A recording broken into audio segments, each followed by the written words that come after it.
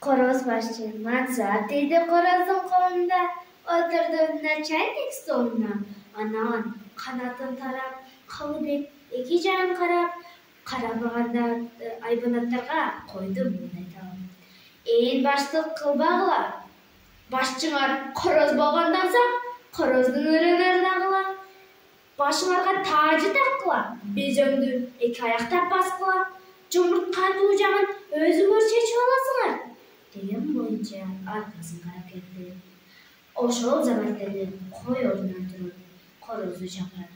Эй, башчы болгон соң мекияндарыңыз козутуп көрсүн, биз жумурткатып көрөлү.